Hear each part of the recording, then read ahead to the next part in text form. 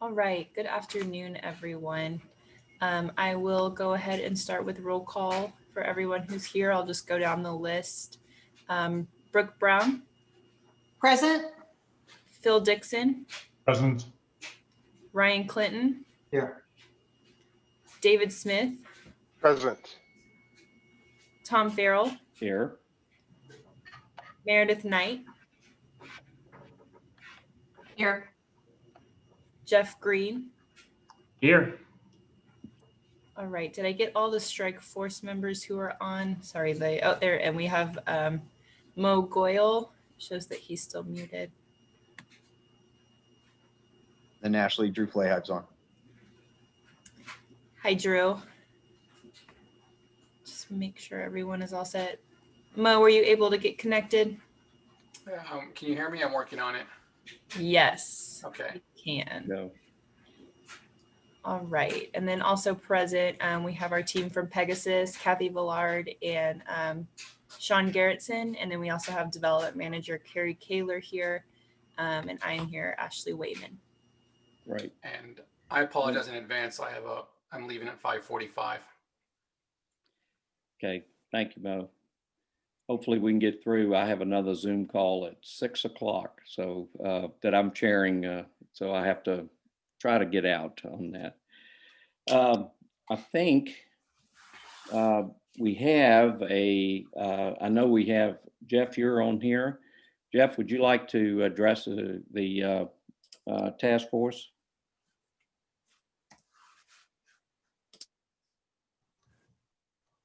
Was on here.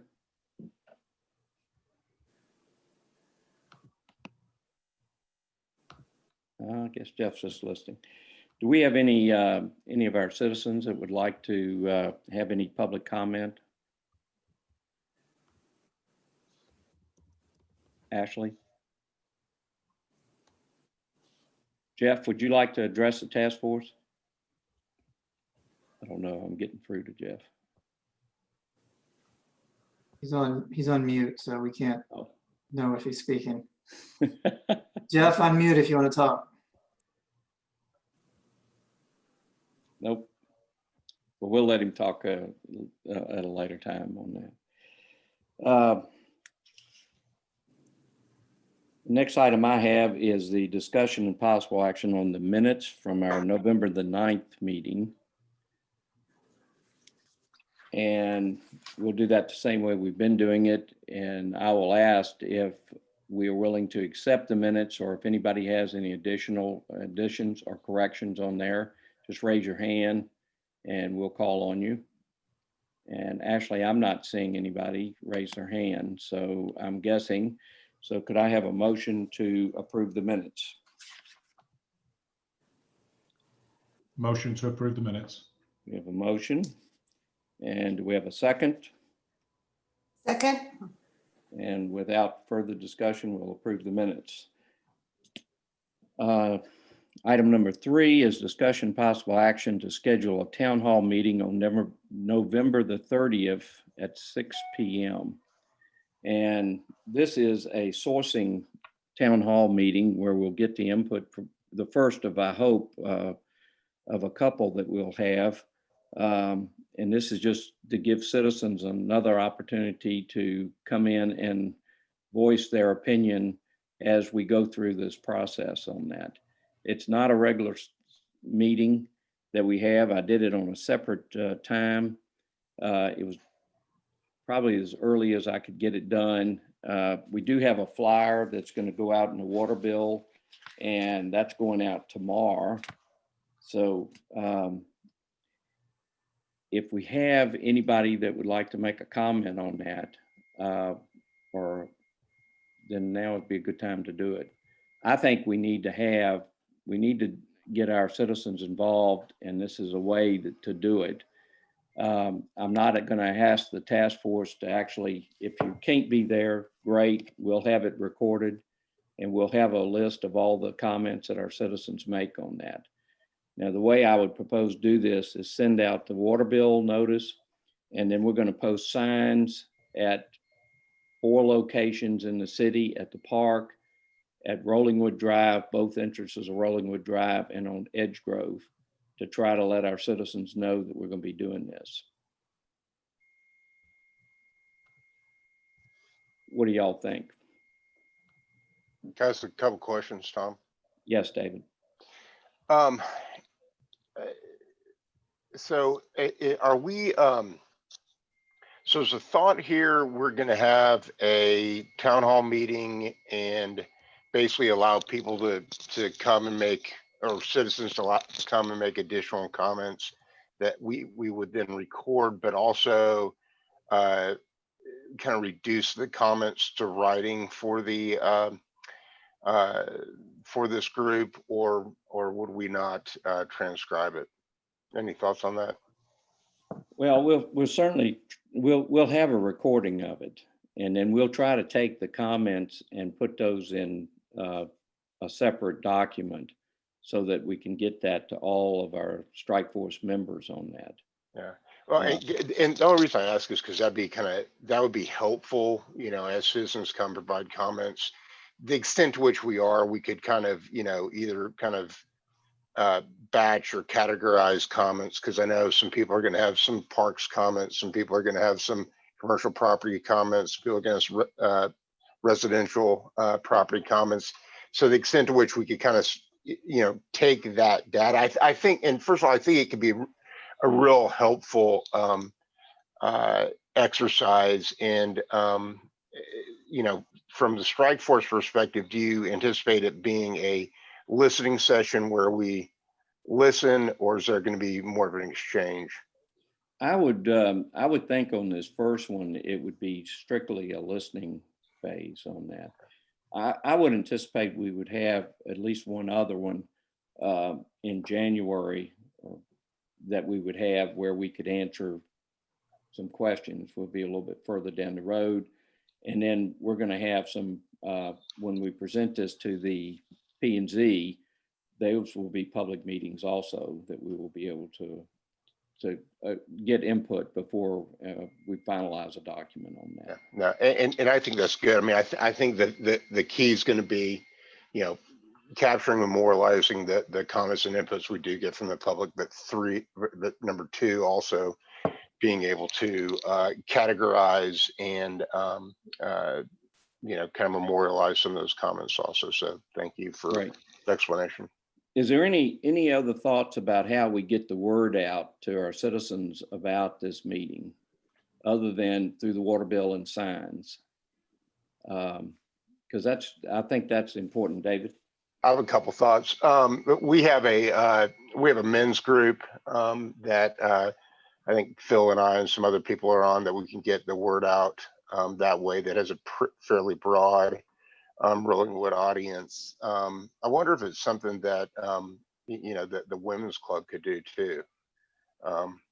We can reach out to, I'll reach out to them and ask them. They have a good mailing list. And yeah, they do. I mean, I think those could be a couple of really, you know, effective ways to, because we have on the men's side, we have a mailing list is all, and we can, Phil, either you or I could, you know, take the lead on something like that. Okay. Amber, we also can send this out through our electronic communication with the citizens, can't we? We can, and we're happy to do that.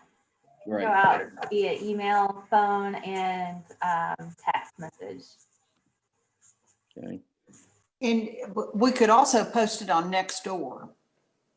The same notice that goes in the water bill could be posted on Nextdoor. Okay. Yeah, I think that's a great idea. Nextdoor and Facebook as well. It's the only social media I'm on, so I guess I need to. Hey, speaking of that, are we going to give some parameters for who we're wanting to get public comments from? Just the only reason I say that is because, you know, on Nextdoor especially, there's a lot of I get and see a lot of notices from other neighborhoods and stuff, and you know, I don't know. I mean, I guess, you know, you can always let people comment, but then just have them say where they live or where they work, or Sure. and kind of filter it that way.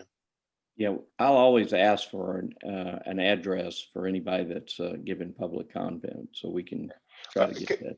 Because I think that's helpful, because I mean, the only thing I envision is there's a lot of people who use our parks who don't necessarily live here. And, I just, want to make sure that we kind of have a way to, I don't think we can really effectively say, no, you can't comment, nor do I think we should, but I think we should figure out a way to kind of, at least if that happens, filter the comments accordingly. Tom, if I may suggest, we facilitate this. We can facilitate the town hall meeting, and maybe between now and end of next week, I can just visit with you and maybe David, if there's one other person too that want to just talk about the logistics of how to facilitate that, because it can go a lot of different ways. We can work out the details outside of this meeting if you'd like. Okay, well, a town hall meeting is a fairly direct way that I think we can communicate and get some input from our citizens that we may not have gotten from original data or any subsequent survey that we do. Some people feel more comfortable about just verbalizing it, and I think that's great. And this is just a sourcing, this first one is a sourcing deal to kind of let us know what some of the thoughts of our citizens on that. Yep. So, we'll talk about that, but I think that this is a fairly straightforward deal, John, that's not required much effort. I mean, it's going to be an open meeting, and I believe that we do that. And depending on the number of responses we get, whether we have a 3-minute limit on there or not, if we don't have a terrible amount of citizens, I'd like people to just take the time that they need to speak on that. If we have too many, we'll try to put a 3-minute limit on it. Okay. Or 5 minutes. Tom, this is Jeff Marks. Just one request for the town hall. I think it's a great idea. Would it be possible to prep the residents with some homework assignments to come prepared ahead of the town hall? Like maybe here's an agenda, here's some of the topics we're going to be discussing, so that folks can have time to do some homework, get some notes together, and then be prepared to talk about their perspective and support for that perspective in the town hall meeting. Because there's just so many different ways this conversation could go. I don't know if you're not like in tuned, if you're not on this meeting right now, you might not know exactly what the agenda will be or what the topics we'll be discussing are. I think, Jeff, my feeling, and I'll defer to the board's opinion, but my feeling is this is kind of a sourcing meeting where we want it to be kind of an open deal, and I don't want to have limited to an agenda item. Got it. That makes sense. I just like to Okay. hear what our citizens have to say about now we may explain what a comprehensive plan is in there, and I could see that, and what our purpose is. I could see that being something that we may want to put in there. But maybe that could be the agenda itself, right? That is the purpose of the meeting, is to hear what topics people want to be talking about, but it'll still give us something to think about, to prepare to talk about in the meeting. I think that's an excellent suggestion, and we'll try to do that. And Tom, I think there's and I think Sean, y'all put it together. There's a really good, and I think it's only maybe 2.5 pages of kind of an overview of, comprehensive plan, the strike force, what we're tasked to do, et cetera, that Jeff, to your point, I think would be kind of an excellent thing to give to people, along with that notice to say, hey, here's what this comprehensive plan is, here's what the task strike force is doing, and here's what our task is. Because I agree with you. I think if you put it in a framework, it's great. And I think that 2.5 page document is great, because I think the people who are interested will pay attention to it, but it's not so long that it gets cumbersome. I may have to condense that down so that we can get it in the water bill, David, a little bit, but I'll endeavor to do that. I need to get I do have a deadline on the water bill, and that's tomorrow. So, but Ashley, I could get with you in the morning, and maybe we could do that. What time do y'all have, Ashley, from a timing standpoint? When do we have to give the notice to get that in the water bill? We just need to get it to them tomorrow. Okay, so we'll have a little bit of time. And I'll endeavor to try to get some kind of verbiage done on that, to have that so we can get that out. Hey, Tom, this is Ryan. Hey, Ryan. The 2-pager or 2.5 pager that the city council voted on, I'm not sure if that's the same one that David's talking about, but the one that went out previously. I think at the very least in your correspondence, you could, if we could get it on the website, the city website, I assume it's already on there, but if it's not, we can get a link to it on the city website and you could direct people to that document again, because I'm guessing that everybody's gotten it, but not everybody's read it. And I agree that it would be good if people had read the city council's comprehensive planning document as part of their preparation for talking. Right. That would be a good way to do it.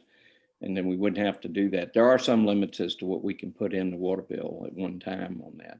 Now, our website, we can put whatever we need to, but getting the water bill, and sometimes when people get the water bill and it's got 2 or 3 or 4 pages, you know, they kind of just toss it real quickly on that. And I was hoping to do it a little more concise, but that's a great idea to do that. And I may do both ways to do that, just to make sure that further information can be obtained by, and then put the website. That's a great idea on that. Jeff, would that work for you as a resident? Works great. Okay. Thanks so much. Good. So let me just ask you, any other comments on setting us up for November the 30th? The only other thing I thought of is that if a quorum of the strike force is going to be there, then it would have to be posted.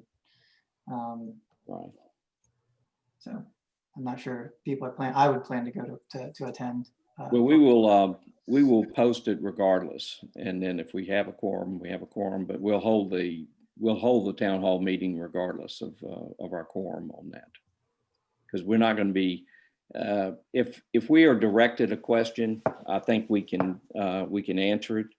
We'll try to word the Amber. I guess we could post that in a way that we could answer questions if somebody asks a question on that. Yeah, we'll make sure it's posted properly. Kind of similar, I guess, to a work session where you could have dialogue and receive comments. Yeah. Yeah, we'll take care of that. Great. Thank you, Ryan. I think that's a great idea. So with that, do we have a motion to go ahead and have our first town hall meeting on November 30th, 6 p.m.? So moved. Ryan, and do we have a second? I'll second, Meredith. A second. And again, by a show of hands, if we have anybody opposed, and I am not seeing any opposed hands, so that motion carries. Item number 4 is our status update from our single family subcommittee, and Jordan could not be here because of a family medical issue, which he had let me know. And Drew, I think you had indicated you would like to be, might consider being on that committee with Jordan and Mo. I'm happy to do that. And I will make sure that Jordan's aware of that.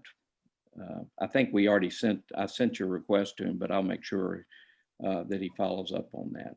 Okay, thank you.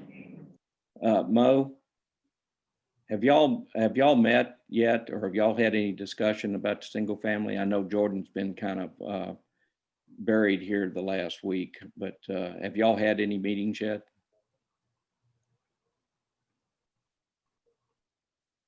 Mo? Nope, lost him. Okay. Well, we may come back to that if I can get Mo on here. Number 5 is a discussion and possible action to form a subcommittee on our bond and tax rates on that. We've had a lot of questions come up on this, and rather than to maybe facilitate this issue a little bit, I thought maybe having another subcommittee that might take this on And Brooke, I know you've been instrumental on that and you've looked at that. So I would ask you to kind of head that committee up if you don't mind. I would be happy to, Tom. Great. And would anybody like to be on there? Phil, you've been very active in that. So you were my natural go-to man on that. So great. And the way I'd like these subcommittees to work is we have a group, a subcommittee that's responsible for that. That doesn't preclude any of our other members from being involved in it. We're not just leaving it up to y'all, but we can have y'all will be guiding the discussion on this if you don't mind. So anybody else like to be on that committee? And I'm not seeing any hands. So it's Brooke and Phil. There we go. Thank y'all for doing that. And number 6 is the discussion and possible action to form a subcommittee on utility capacity. Now, I must say that I was not terribly happy about our engineers last meeting about how they analyzed our capacity. And I think that I would like to head that subcommittee up and try to get to the bottom line as to both our water and wastewater capacity that we have on from the city. And I think I can do that just by working with our new city engineer. And Amber, I'm guessing that they haven't signed, we don't have a contract with them quite yet, do we? It's in the process of being executed as of today. Okay, great. And I don't think it would take very long. We have good data on water pressure. What we don't have is the key ingredient on water is the contract of how much the city of Austin will actually allow us to have. And we can do those calculations, I think, fairly quickly on that. Wastewater, I think I spoke to Amber, and one of the things that I suggested that city look at doing is a modeling on our wastewater, just so that we know how much we have and make sure that we don't go over our limit with the city of Austin. And if turns out we don't have enough capacity, we need to get Amber and Mike high behind working with the city of Austin to find another connection somewhere. So that hadn't been brought up yet to the city council, has it, Amber? I did inform them because I thought it was pretty important that they know immediately where we were at with that. So we're in motion to start working on that. And let me say this now so that anybody that's on here, any item we're going through, if we have any citizens that would like to communicate to us on any item on our agenda, feel free to come in and just give us your input as we go through each item. You don't have to wait to the end of the meeting or the beginning of the meeting. Any item, I think, would be perfectly fine to come in and give any comments you might want to bring in. So, Ashley, I'm assuming we don't have anybody that wants to speak on any of these items yet.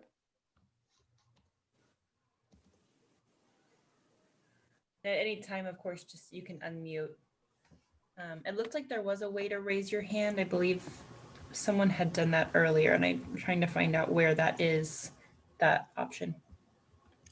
It's not showing up on my screen, but if it comes to you, you're the host, so it would come to you, wouldn't it? I think it would. Yeah, I believe so. Steph, I think you were the one that raised your hand. Yeah, there's 3 dots. So I'm on my phone, and when I tap my screen, it brings up a little bar at the bottom, a task bar. And to the bottom right, there's 3 dots with the word more. And when you tap that, it gives you the option to raise your hand. I don't know what it'll look like if you're not on your phone. If you're on a computer, you click the participants, and then there's a button that pops up and it says raise hand if you wish. Okay, great. Thank you, Phil. Yes, certainly does. Tom, I just have one point on the utilities. Yes, sir. You already know this, but the rest of the group hadn't, which is that I had a city council member told me that perhaps we asked the wrong question on the water, that it wasn't just the question of whether our pipes had the capacity to take water in. There was also the question of whether our contract with the city of Austin permitted us to take more water in.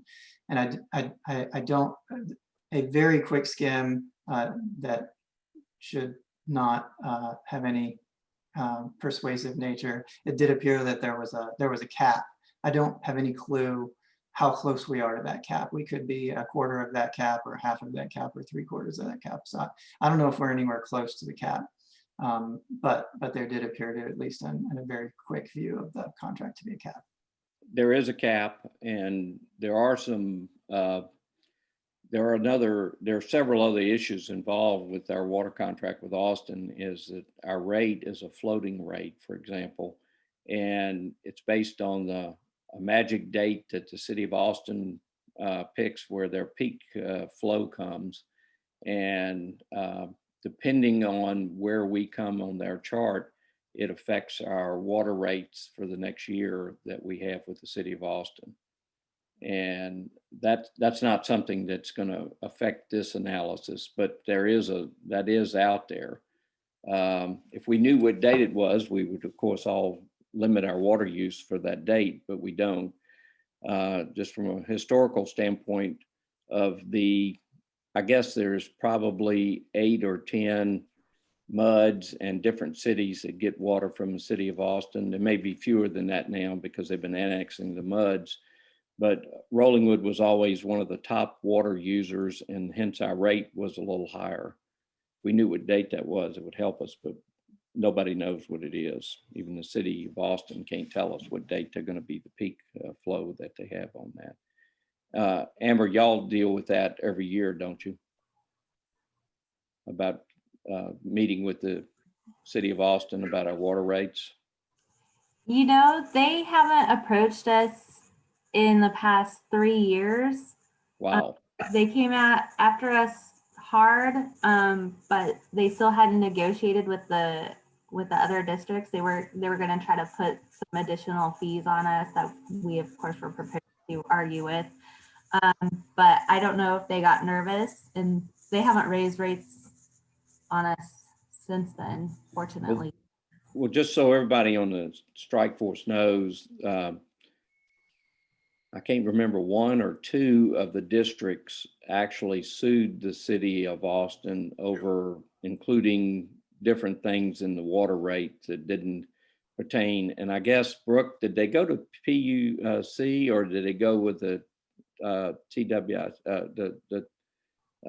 How did they adjust those rates? Who did they protest? I think it was a PUC that they. It was the PUC, yes. Yeah. So PUC has all the water rate stuff has been Right. transferred from TNRCC to PUC, so it's all over PUC now. yeah, and as I recall, those districts actually won, didn't they? And I'm sure that's in the city of Austin appealed, and that's probably floating around out there. Yes, they did. Yeah, I would assume they would, but well, that would explain why they haven't done that. They don't know whether they're going to have to pay it back or not. So, well, very good. Would anybody like to be on that task force with me, or I'll take it on myself if nobody else wants to do it? That's not a real glitzy assignment, but I think I can handle that with our city engineer on that. Tom, I will, if you need me to sit on any meetings, particularly on the wastewater side, I'm happy to. Great. Okay. And again, any of our citizens that want to make a comment on any of our agenda items, please feel free to jump in, and we'll recognize you and give you an opportunity to speak. And I'm not seeing any, but and Amber, I don't know if you're seeing any. But, okay, moving on. Kevin did have his hand up earlier. Kevin, you can unmute yourself if you'd like to address the strike force still. I see it's down now. Kevin? Yeah, I think I was hit the button while I was exploring. Sorry. Oh, there you go. But thank y'all for doing this. All right. Thank you very much, Kevin. And coming back on the last things we have, discussion and possible action on our traffic issues.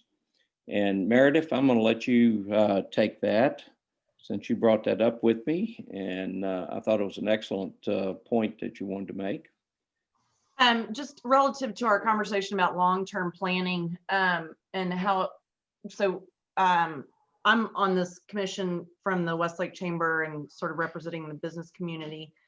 And one thing, a topic of conversation that's come up several times is the lack of access to public transportation. And for our businesses that rely heavily on hourly workers that tend to rely on public transportation, not having reliable access to public transportation in the area means that they don't have a reliable workforce, which negatively impacts the businesses. So just to throw that out there as a topic, you know, on the bigger picture side of things.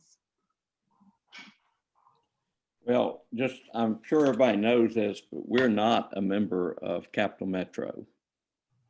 And the one bus that runs down BK's Road, the Capital Metro had tried, I think, once or twice to cancel that line because they didn't have very good ridership.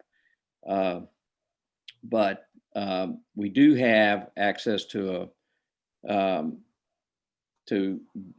buses on BK's and Mopac on the far side of the frontage road of Mopac, the east side of Mopac. There is a bus stop there. Isn't there also a bus stop at the corner of Walsh Carlton and BK's? And there is one at Walsh Carlton and BK's. If that particular, if the bus that goes to Barton Creek Mall, which it does, is somehow canceled, we still have the one on Mopac. Now, I think the council has approved if I'm, and Amber, you can correct me if I'm wrong on this, but it's my understanding that if I chose to ride a scooter on BK's Road, I'm now legally allowed to do so. But if anybody sees me do that, please stop me before I do something that I shouldn't be doing on that. So, but that is correct, is it not, Amber, that the city did approve an agreement with the scooter? They did, yes. You just can't abandon them in Rollingwood. Okay, and were there some other forms of transportation approved, Uber or contracts that we did, Uber and Lyft, or did we just leave that open? We left it open, but also electric bicycles was another mode of transportation that's allowed. Okay. The issue gets down to be the workforce, and I knew this was going to be a problem on BK's. We really don't have a spot that I would, first of all, we can't get Capital Metro unless we choose to join, and I would not be in favor of that, but we certainly have to have some plan in place to do that. And there's some suggestions that you know come to mind. I mean, we could hire Uber to do this, or we could require the businesses to include that in their plan as they go forward as to how they handle their workforce, so that they can get transportation to the bus stop anyway on that. So anybody have any thoughts they want to share with how we want to approach this item, or leave it up to the businesses?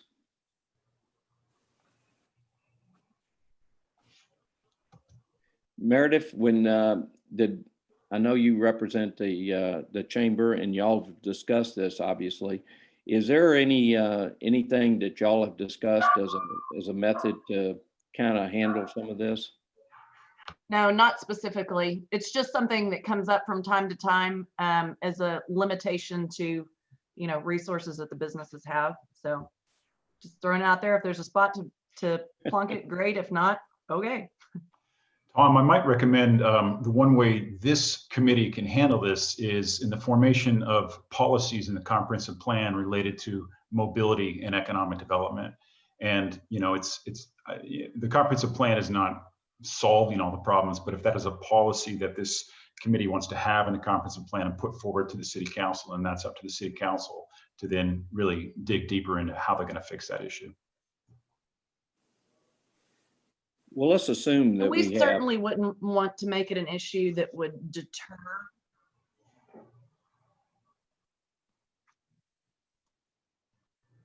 oh, Meredith, I'm sorry. That's okay. I think my internet is a little bit unstable.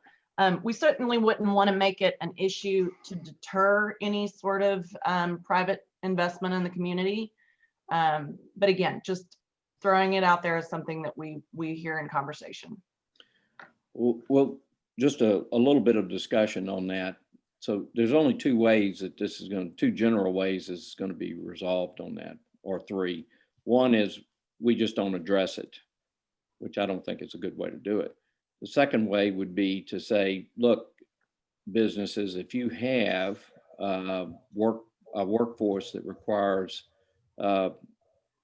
using the buses or whatever means we have, maybe it'll be a rail one day, who knows, or a gondola going across town lake, but regardless, let them address that during the permitting process. Say, look, we would like you to have to address this issue.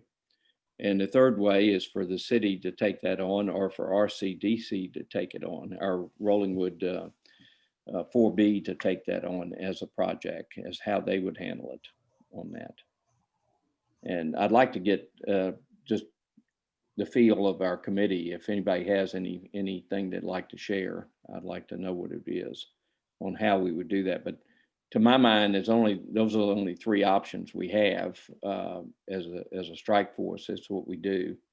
I would really prefer that we don't leave it as is. I think we have to address it somehow, whether we let the businesses do it or whether the city takes it on. My personal preference would say, businesses, you're going to have a workforce that requires that. Either they're going to walk down the sidewalks to Mopac, or you're going to have some kind of agreement with Uber to pick them up at such time and take them to the deal. Does anybody have any feeling about that? Yeah, I think it's something we need to look at and have a discussion about. I don't even know, kind of looking at the existing businesses along Bee Caves Road, what percentage of those businesses would have employees that would that utilize public transportation. The other thing is, we've mentioned that there is a bus stop at Bee Caves and Mopac and a bus stop at Bee Caves and Walsh Carlton. I'd be a little bit curious. I don't have the data to know, typically in suburban areas, how far Capital Metro typically has between bus stops. So I don't know if that stretches abnormally far or about close, about right or not. And,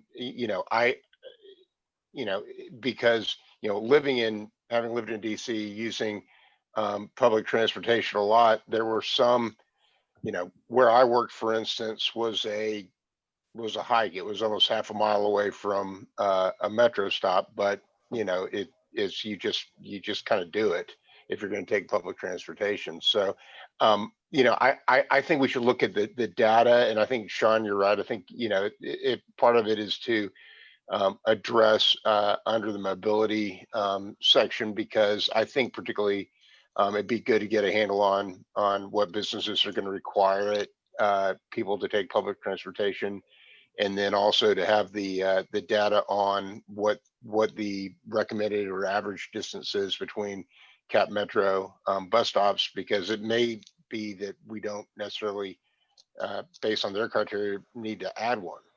But I think there's some questions that we need to take a look at. And I don't think it'll be a big undertaking. And Yeah, I also would, things like the sidewalks that have been added along Bee Cave Road add to the accessibility of getting to the bus stop without getting hit by a car on your way there. And not just for the business community, but also for an aging community, for people who just aren't comfortable driving anymore. So for the residents too. Absolutely. I would not anticipate that we would have as an option to get a bus stop in Rollingwood without joining Capital Metro, Which then becomes a tax issue. which becomes not only a tax issue, but we lose some governmental authority when we do that. I would think that the two things that concern me about the mobility and our deal is, number one, I would like to make sure that we don't that the city works on this to where our workforce doesn't use Rollingwood Drive as an access point to the bus stop at Mopac and Bee Caves Road. That is either that or pedestrian traffic from down Rollingwood, or if they're pulling out of Bee Caves Road, it's sometimes easier to go down to Rollingwood Drive and drive down Rollingwood Drive than it is to cross Bee Caves Road, to take a left to go east on that. So just as a policy issue Sean, I'm guessing that goes in the mobility section that we would have. It does. But just as a policy issue, that has been something that we've, that I think as a city that we should try to encourage the use of the commercial corridor rather than our residential streets as a means to get for the workforce that's potentially on Bee Caves Road to get home on that, or to get to work for that matter on that. Tom, we once had a babysitter who took the bus, and I believe that she stopped at the nature center on Barton Springs. Oh, okay. I didn't realize they had a bus stop there, but that's great. If that's closer to a portion of our city.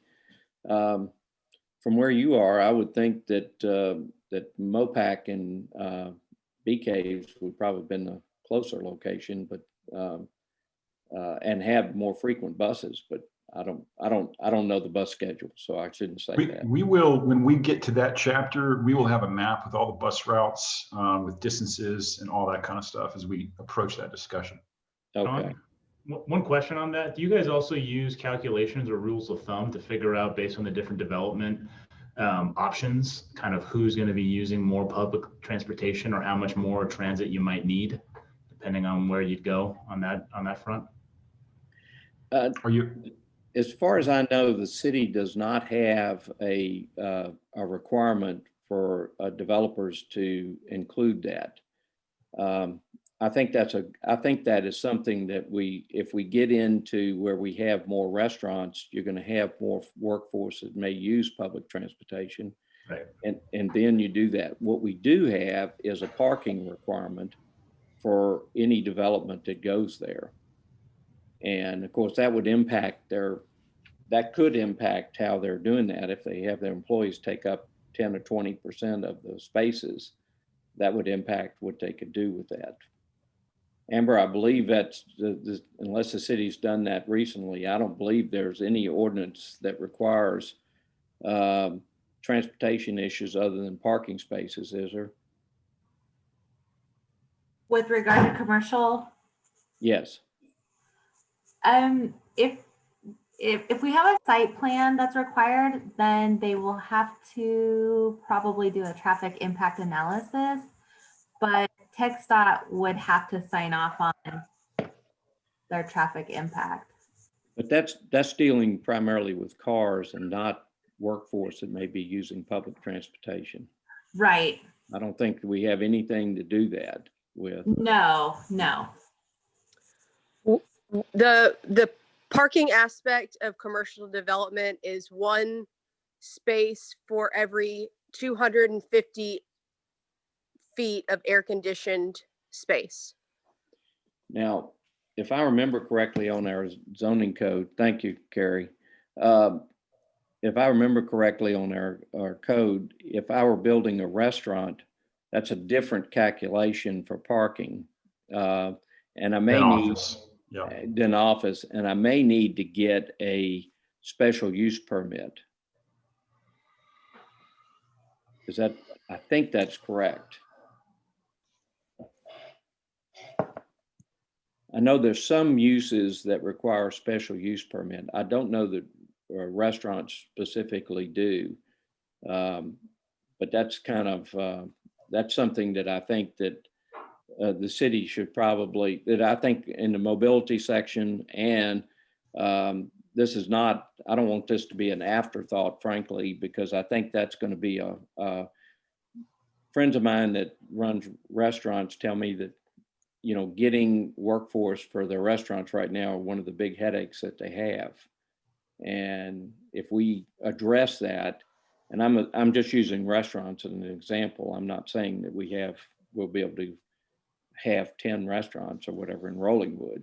Don't know that that's what we want, but you know, there's a lot of different types of business that do require that type of thing. My guess is some of Trader Joe's employees use public transportation, but I don't know that either. Tom, if I may suggest, there is such an interconnection between future land use and mobility that the mobility is going to be very much dependent upon the future land use plan. That is the bulk of my probably 45-minute presentation tonight, and I'm looking forward to jumping into that at some point soon.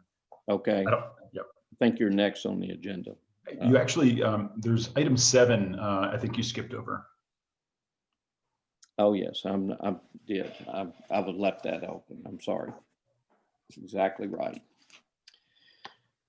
Anything else on traffic that we want to look at now, or do we want to defer this till we get into the mobility section? Would anybody like to address any other issues on that? We have any citizens that would like to address anything on item number 8? And I'm not seeing any hands. So we will move on and go to 7, and I apologize. I had to take my glasses off to see y'all, and that was a little out of my range on that. Discussion and possible action to form a subcommittee on BK's Road. Now, one of our tasks that the city has given us is to look at a lot by lot analysis of our commercial sections on BK's Road.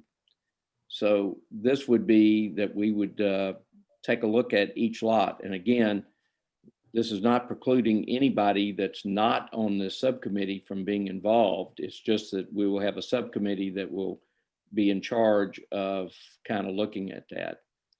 So do I have a volunteer or 2 or 3 that would like to be on the subcommittee? Now, Ryan, I know you and I have talked, and that would be a good committee for you to be on if you have time. Sure. Got Ryan, and I'd like to be on. I'm sorry, who was? It's Jeff Green. Oh, Jeff, thank you. Yep. And David, could you do it too? I can do it. And I don't think Chris Braden is on. But I talked to him earlier and he said he'd have an interest as well. Okay. Why don't we do it with, start with you 4. Does anybody else like to be on there? Well, we'll start with you guys. And if y'all can get together and kind of work out a plan to take a look at, and again, the city's requirement or request to us is to do a lot by lot analysis on that. And I think the city has that information about what's there. And let me kind of, one thing that I did reach out to the Chamber of Commerce, and they do have several members that are in Rollingwood on the Chamber of Commerce, and they do have the data about their employees and their use and all that.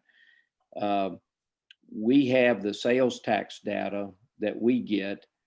That is kind of a touchy subject. Amber, I don't think that we generally will give a location sales tax analysis, do we? No, sales tax information is confidential. Yeah. Yeah. So, and that's, you know, that's understandable. You wouldn't want your competitors to know how well or how not well you're doing. So I understand that. And we don't get that information either, do we? You will tonight. Okay, well, good. And Tom, I'm happy to participate in that committee too, if my help is needed. Great. Well, you can be the tiebreaker on that. Okay. Thanks, Meredith. I think your point of view would be really helpful on that. Absolutely. Okay, so we've done that, and unless I have to look at this very carefully now. Number 9 is discussion possible action on the Pegasus survey material, draft chapter, vision, schedule, and you have one other issue that you were putting on there, did you not, Sean? Yes. Ashley, could you give me access to share my screen, please? Will.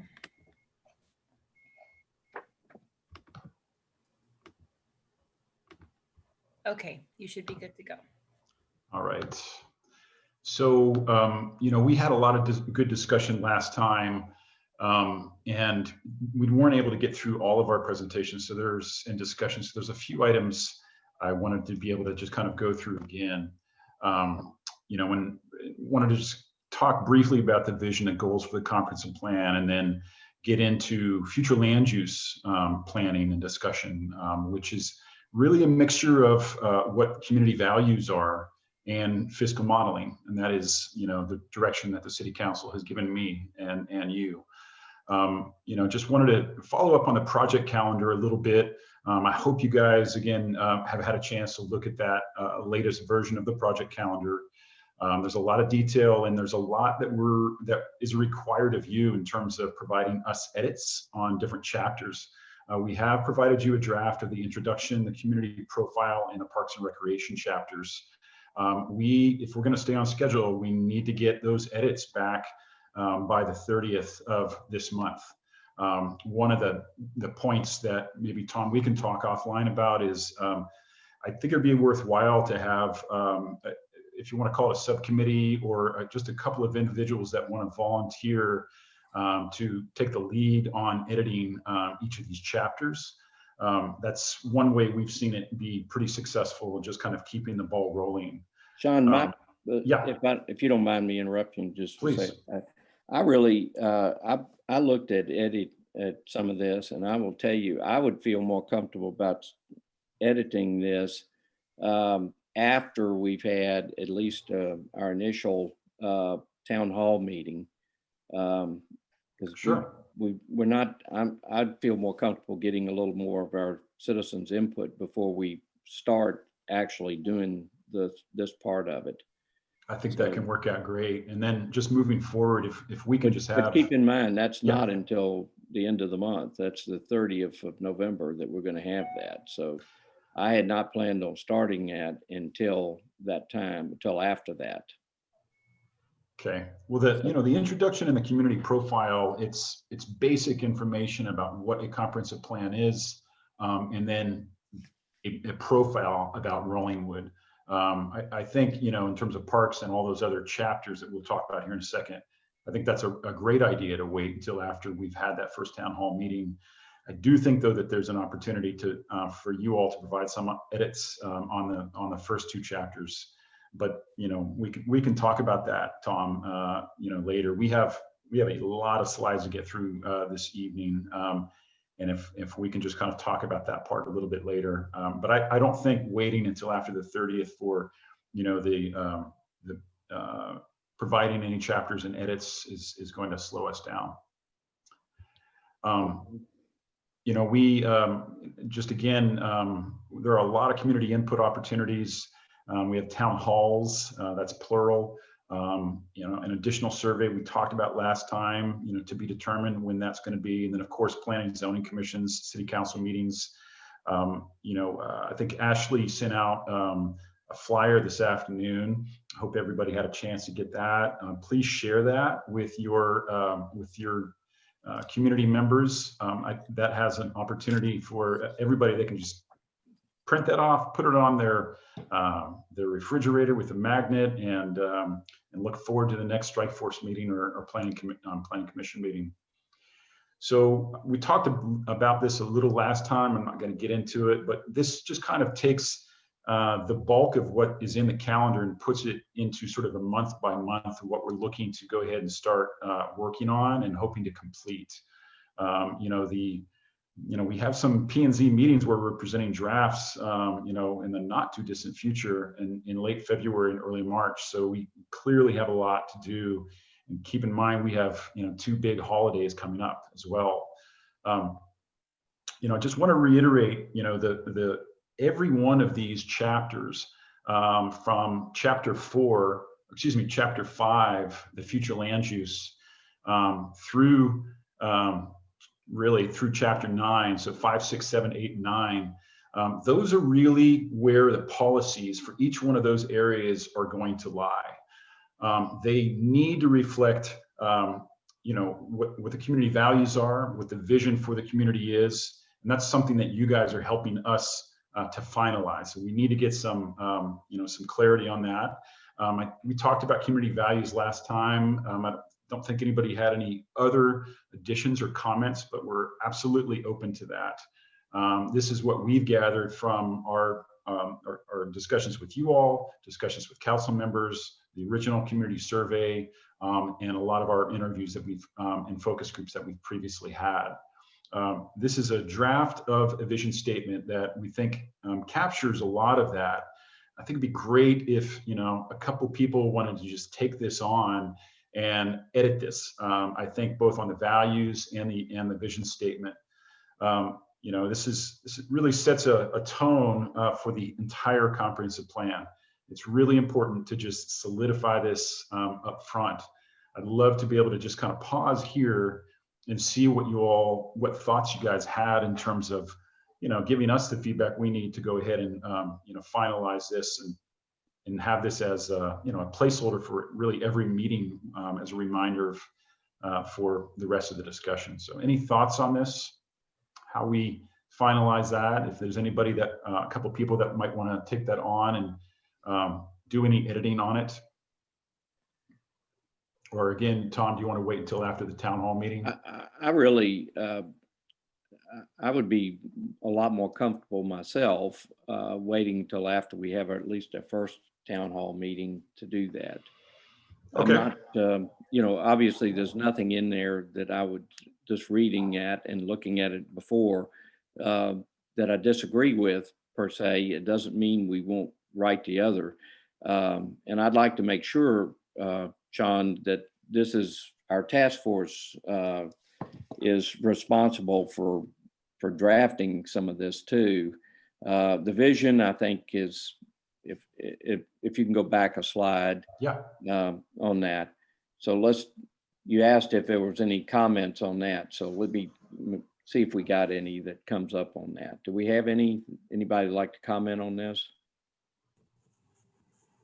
This is Amber. I don't want to comment on the vision statement, but just to comment that Sean, I think we probably just need to get our dates aligned better. Like I said, I think we're not picturing, if you've read what we sent out today, we're not imagining getting anything in front of the planning and zoning until March. So I think maybe we just kind of need to get on the same page about what our timeline is and expectations. And that comes about, Sean and I have talked about, that's a good point. Yep. I've got, I spoke to Amber and Ashley this afternoon, and I will have some dates from y'all on our other business, which is to set up our dates for 2021. And my opinion is that we won't finish, this committee won't finish its drafting until March. And that's when I wanted to deliver the draft to the P&Z and get their input before we have a final draft on that. This is, you know, we're totally open to that calendar. We're going on what we had known. Amber, I think that's totally fine. It might be valuable to include us on some of those calls in the future, just so we could be on the same page. But absolutely. You know, the goals discussion, and clearly we're not going to finalize this tonight. Really wanted to present them to you, but really as an example. So in each one of these chapters, future land use, parks and recreation, public facilities and infrastructure, economic development, and mobility. Those are the 5 chapters of the comprehensive plan. And, you know, a summary of what that goal could and should look like needs to be sort of at the heading of that chapter. And then all the policies related to that are within those chapters. And sometimes there are more specific strategies under those policies. And I'm really just bringing this up as a reference point for you guys as we are beginning to write the comprehensive plan. But the bulk of our discussion I wanted to present tonight is on future land use planning. I want to mention that, you know, this is future land use planning. It's a blend of what the community needs are, the values are, and fiscal sustainability. It's not every city that asks us to perform a fiscal analysis. That is something that the city council has tasked us with to do. And, you know, when we first presented that back in July, you know, it was definitely not our plan. It was simply some scenarios that the city council and staff had asked us to kind of look at, just a couple of different scenarios. Tonight, this is not a plan. I want to be very, very clear on that. And, you know, Ryan, I specifically want to ask you if you understand that we are not presenting a plan tonight. These are various options with analysis that we've done on those options of what sort of property and sales tax revenue each of those options would generate. That's it. This is ultimately, and I've stated it once before and I'll state it again, this is a community plan. And your strike force is giving us the recommendations. And so we are being the technical expert here to help you all understand what the implications are for each of those scenarios. Are there any questions about that? Anybody have any questions? John, Okay. I want to make sure that, you know, everybody gets the, you know, this is not, you guys are going to assist us in doing this, but this is our plan. And that we have to, we take on the responsibility of developing this plan, and we use you guys where we can to do this. I hope everybody understands that. Exactly. So, you know, what we've done is we've looked at, again, 3 different scenarios. The one scenario is almost identical to the first scenario we had first presented, and that is not making any change at all to your current zoning categories. It is basically saying, okay, and also not touching any of the residential. We are only looking at Bee Cave Road corridor, okay? And on that corridor, scenario 1 is basically the current trends. And so we're looking at what the property and the sales tax revenue would generate on an annual basis at full build out with the current zoning. And that's scenario 1. I also wanted to just remind you all, this study is on the website. I think it's on the Strikeforce website. It's by the retail coach. This was a retail market analysis that the city had hired the retail coach to undertake. Pretty detailed. They do a lot by lot analysis of the highest and best use, and they deem that there were only 3 lots from their perspective that had the highest and best use. And they had a lot of different recommendations, you know, 2 of which we've listed here. These are quotes directly from their report. But just that, you know, because of the current zoning standards, the shallow lots, that multi-level development, could and should be the focus for some of that development, and that a lot of that should be on the south side of Bee Cave, if possible, because the north side does back up to residential. Also considering adding a mixed use zoning option to allow for a combination of different uses. The other thing I just wanted to mention up front is, Sean, I'm sorry, this time I want to interrupt you just for a second. Yep. Has everybody had an opportunity to look at the retail coach analysis? Or has anybody not had an opportunity to look at it? Maybe that's the best way to do it.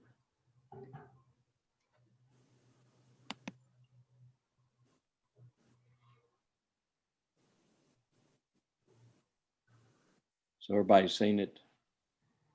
The city paid for that, and what action did they take on that? They took some action on it, didn't they, Amber? They officially adopted it or approved it. Okay. That was done when? Do you recall? Oh, 2019. say again, Sean? well, I think somebody else said that. I think it was the early part of 2019. Yeah, it's David. As the end of 2019. Okay. Thanks, David. I haven't seen that analysis. No. All of those studies are on your all's website. And Amber, is that on the Strikeforce website or the comprehensive plan website? Both. It might be on both pages, but yeah, if you don't find it on the Strikeforce page, it will be on the comprehensive plan. Tom, may I move on? Yes, go ahead. Okay. The other thing that is, this is it's important to understand is what you get, what a city gets out of different development types. Okay. So this is basically a fictitious 25,000 square foot building in Rollingwood with, that property tax rate, your sales tax, hotel tax rate. So you can see, when you look at total tax revenue, this second to the last column, office generates the least amount of tax revenue. There's, very, very little, well, if not any, sales tax revenue, and their property tax revenue is, about the same as retail, a little bit more than hotel, a lot less than mixed use. You can see the job categories in each of those. That's just a basis for understanding as we kind of move in. I just wanted you to understand that. And, so, future land use and in the policies that you all put into the future land use plan, you may have policies that say we want to promote a hotel, on X lot, or, any mixed use that's on the north side, we do not want to allow any residential. That then, if you remember, zoning must reflect what is in the future land use plan. And so the policies that you put into the future land use plan, they can be very prescriptive, but just know that sometimes they can be too prescriptive. They can be general, but that can also allow for a lot of flexibility and uses into the zoning that you may not want.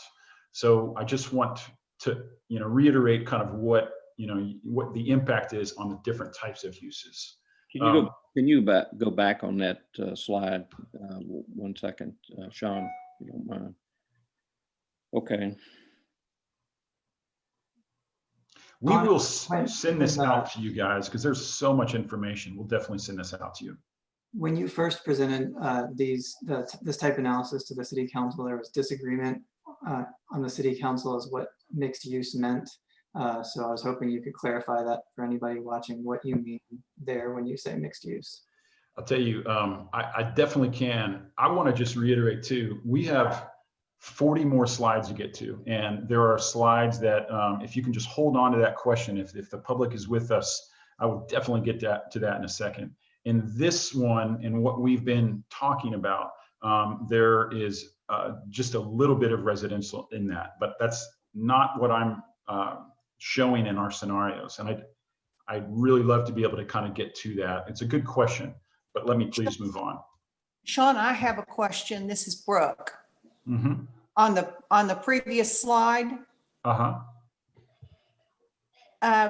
Can we get the assumptions that go into the numbers you're showing here? Like, for example, mixed use, sales tax, you know, you're showing more sales tax from mixed use than from retail, but what generates that? Okay, so You know, I would, there's enough information to really understand these numbers on this slide. yes, ma'am. What I would like, so I'm going to get to all of those, but I'm never going to get through all this presentation. I'd like to actually recommend if we can hold our questions for at least 10 more slides. I promise you, you will get the answers to those slides.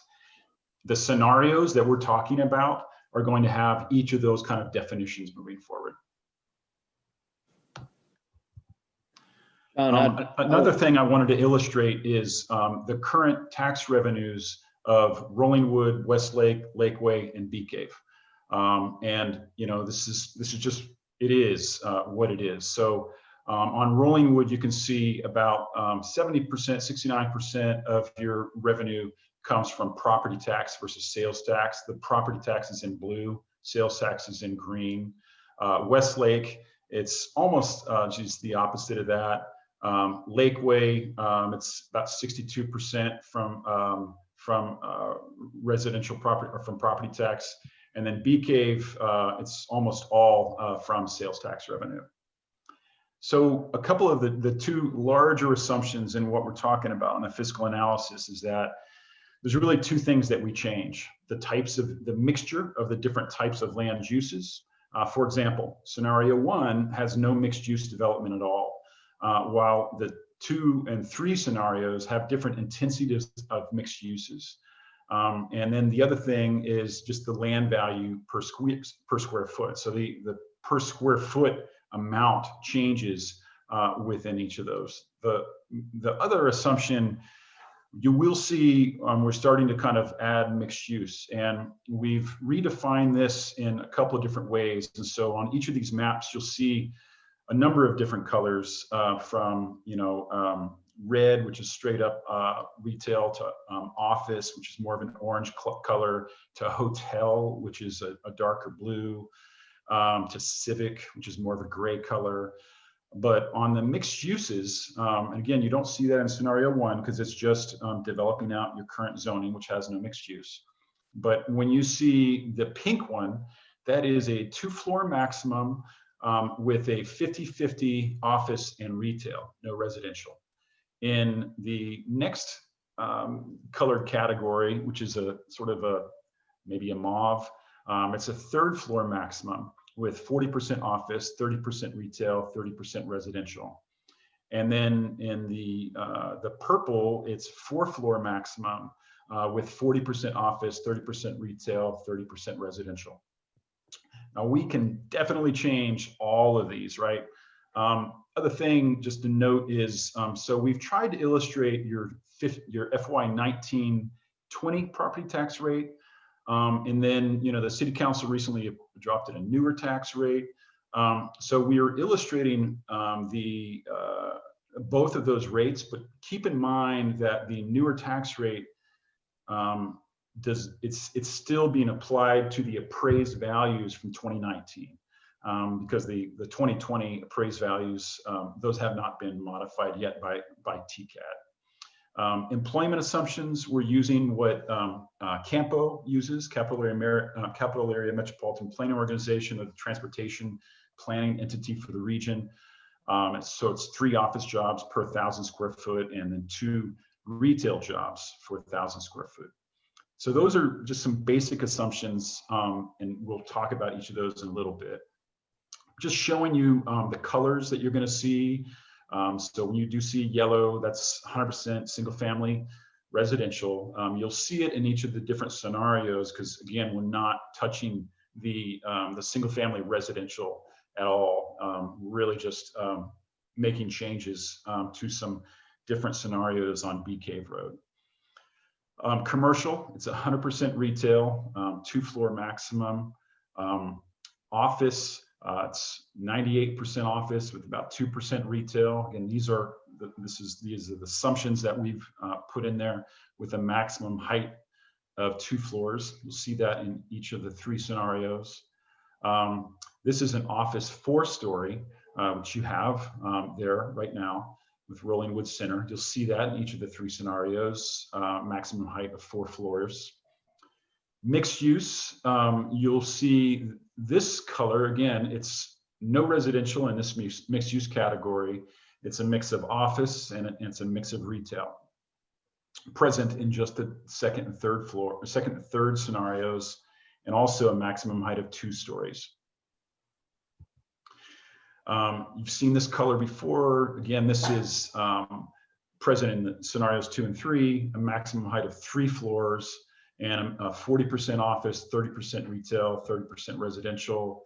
And then this one is 4 floors maximum, present in just scenario 3, with the same office, retail, residential mix as well. And then you'll see hotel. We have actually, again, we're scenario modeling. So we've added in hotels. You can see what that looks like in some cases as well. And this is actually in scenario 2 and 3. So again, the first scenario, we didn't change any of the zoning on Bee Cave Road at all. We are only using what your current zoning has, and using what the current building standards are in terms of setbacks, etc. And this is the mixture of land use that you get. And so the pie chart that you see on the lower left, that does not include any of the areas north of Bee Cave Road corridor. It doesn't include any of the single family residential. It's just on Bee Cave Road.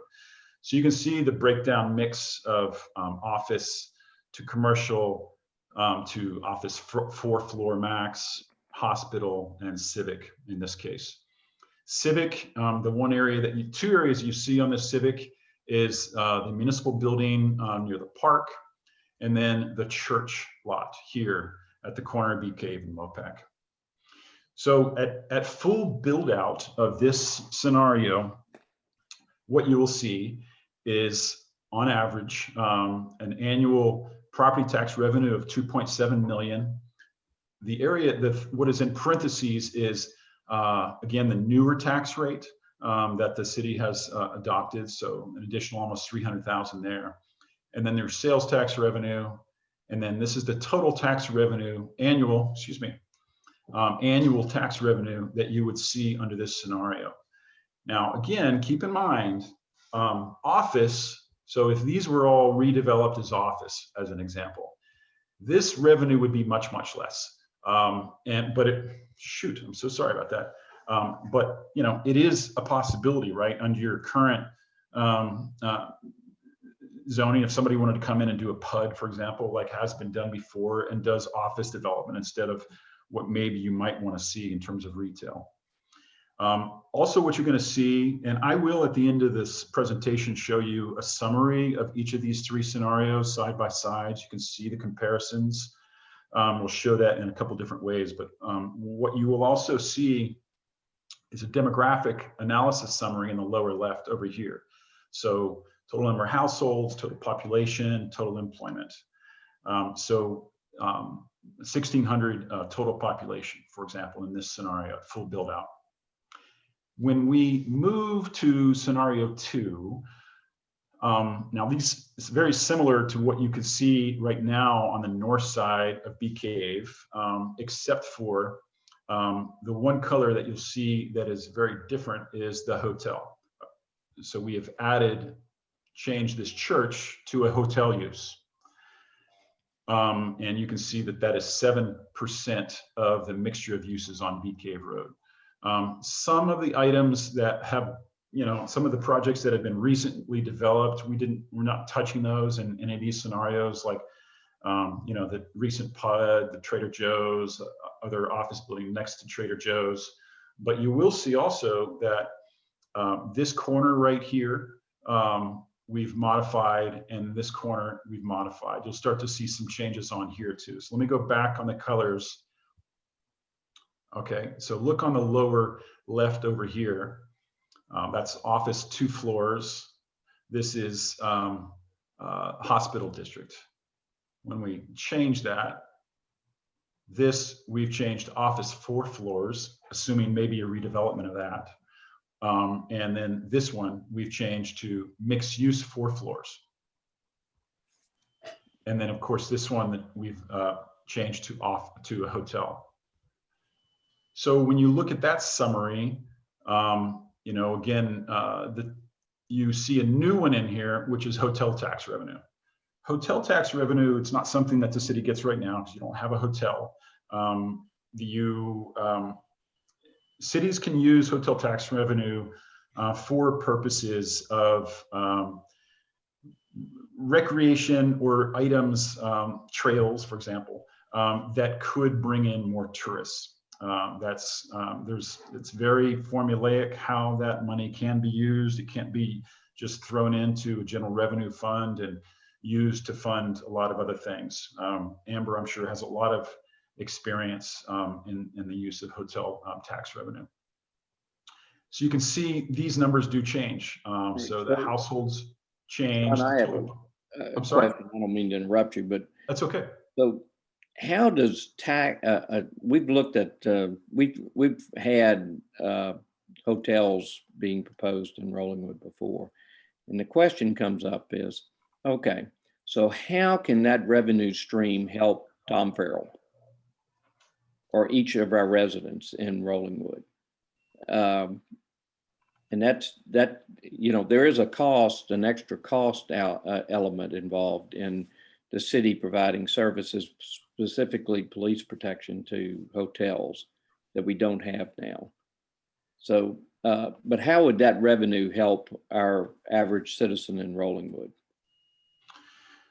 Well, you know, Amber can speak on this too, but you know, my understanding of how hotel tax revenue can be used, again, is it has to be used for purposes of generating more visitors. And so that could be, as an example, and I'm not proposing this, but as an example, those funds could maybe be used for improving or creating a trail system on the backside of Dry Creek, Rains Creek, as an example. Amber, do you want to comment on that? Sure. I wish I was a little better versed in hotel taxes. Unfortunately, you know, both cities where I've worked, we didn't have hotels. I would imagine that can hotels pay for hotel taxes pay for like recreation, trails, things like that? Yes. So They couldn't maintain the park, for example. No, it'd probably have to be a new improvement. Okay. So if there was any, you know, say for instance, we wanted to build $2 million of trails to connect to the city of Austin trail system, then that wouldn't be a tax burden of the property taxpayers, the residents of Rollingwood. I guess that's probably where I imagine the benefit being seen. That's correct. And, you know, another example, you know, Tom, you brought up mobility options for workers. And I was holding my tongue on that because of all the, in my experience, hotel workers, you know, just based on their generally more limited revenue that they get in wages, they would be a big beneficiary of any type of, you know, say you wanted to make an improvement to a, well, let's just say you wanted to buy a trolley. Totally just throwing that out there. That is not my plan. That's not my recommendation. Okay, just throwing that out there. But you know, for those of you who have lived in Austin for a while, we did used to have the Dillo buses. But maybe you wanted to pay for a trolley that went into downtown Austin, you know, picked up workers to bring them over here. Yeah. That could actually be justified in a way to use hotel tax revenues for that, because it may also be picking up tourist visitors that, you know, want to stay at that hotel, just as an example. Oh, okay. I mean, I'm not foreseeing that, but that's I understand what you're saying, but that's I'm just guessing we're not gonna have a bus system in Rollingwood. Right.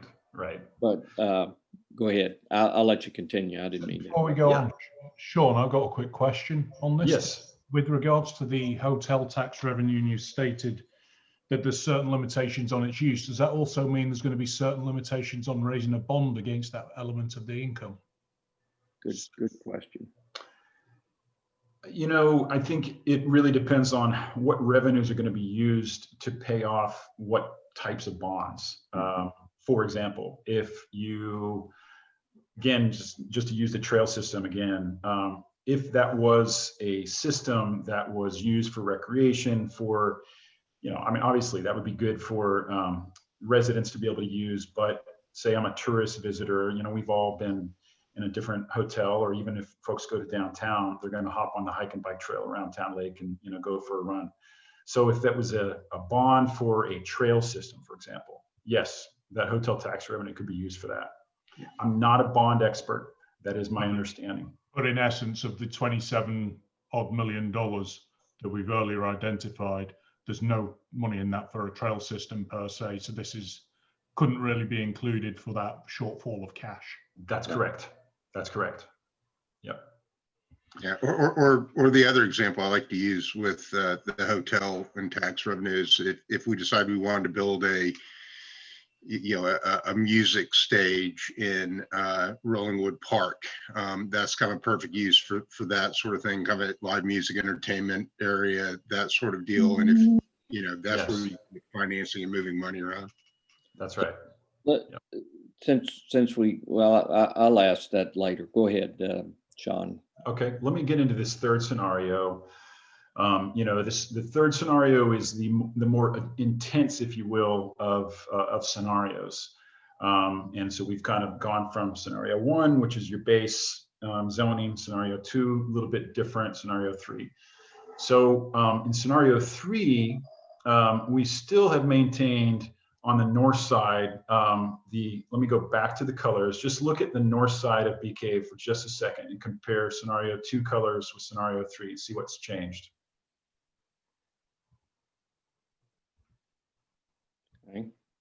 Okay, so the main area that we've changed is this right here. This area, we've changed to a mixed use 4 floors. No, excuse me, 3 floors, 3 floors. And then this one, to a mixed use 4 floors. And then on the south side, we've changed several of them to mixed use 4 floors. And you can see in the pie chart, in this one, you have about 30% of your uses devoted to the mixed use 4 floors.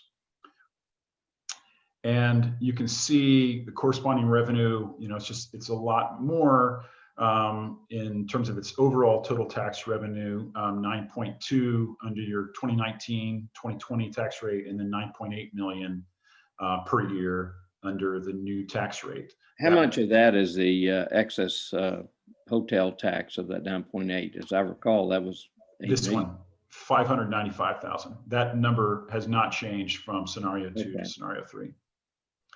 And you can see the households and the population changes. I want to be very clear about that too, because I know, you know, that there's been some concern about that as well. And so, you know, we're doing this. So this is an educational exercise for everybody here to then give us feedback on how to present maybe 2 scenarios to the community at a later date in a town hall for them to kind of, you know, make some choices from.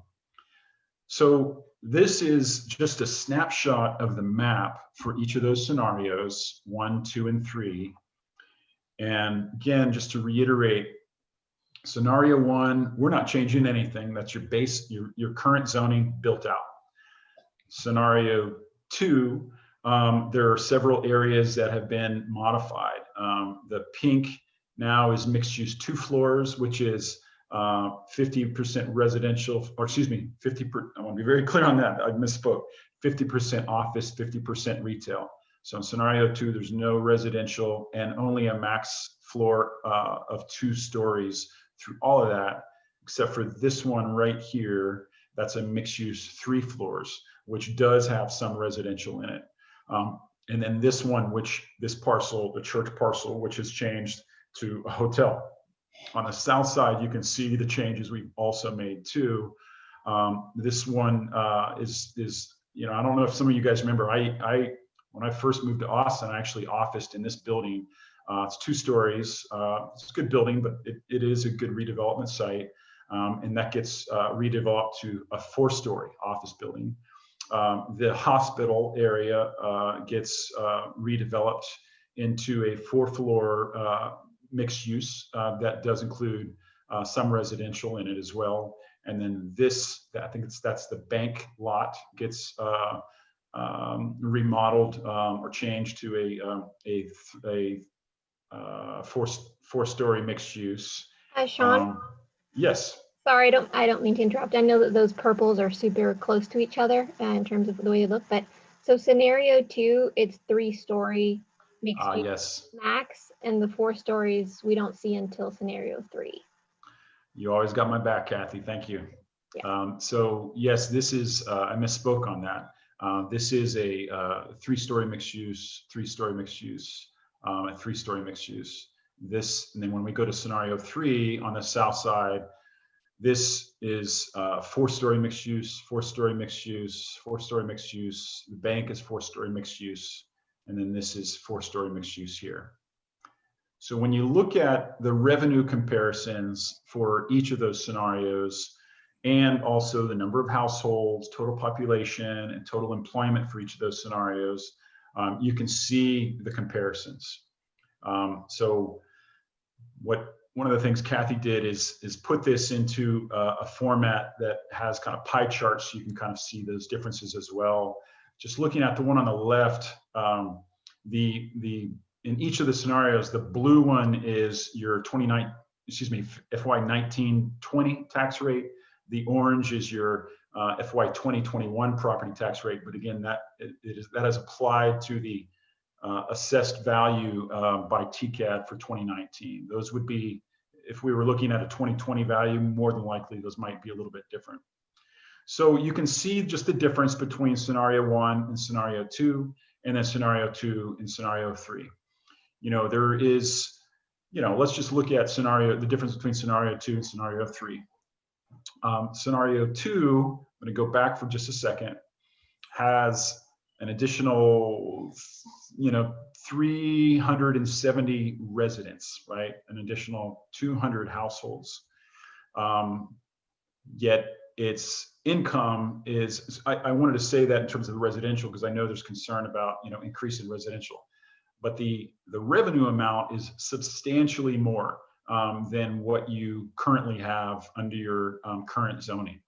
When you go from scenario 2 to scenario 3, while it definitely increases, the rate of increase is a lot less going from those 2 scenarios, and the residential is a lot more. So you're now looking at almost 800 more people in the community. I don't think that that's something that most residents want based on what we've heard, but that is just a scenario for you guys to take a look at and examine. The chart on the right illustrates that a little bit as well in terms of its total population. Sean, this is Tom. Yes. Quick question. When y'all looked at these numbers and when you looked at the original proposal, did y'all take into account any additional cost to the city for any of these scenarios, or the possible effect on valuation of adjacent residential properties? No, I mean, it's very difficult to model what the value impact is going to be on additional properties. I mean, what I can actually just reference is anecdotal, which is, we all travel to different areas around the world and different cities in the United States, and the values often do increase in certain areas. I take Portland as an example. When they allowed a lot more mixed use on a lot of their main corridors, the residential properties actually increased substantially in value. But that's not something that we model. Yeah, Sean, I'm not sure Portland would be a good example to use. It was just one that came to my mind. But that isn't something that we model. let me ask you, we've got at least Yes. two of our committee members. And just as a quick question, I mean, two of our strike force members that live on close to BK's Road. I don't think that Chris is here, and he lives on Timberline, but Ryan, you live on Grove Court. If you use scenario 2, a 2-story development there, would you envision that would have an adverse effect on your property values? Just to be clear, I live on Timberline. I think Timberline, Drew has a home on Grove Court, and then Jeff has a home on Timberline too. So there are actually several of us.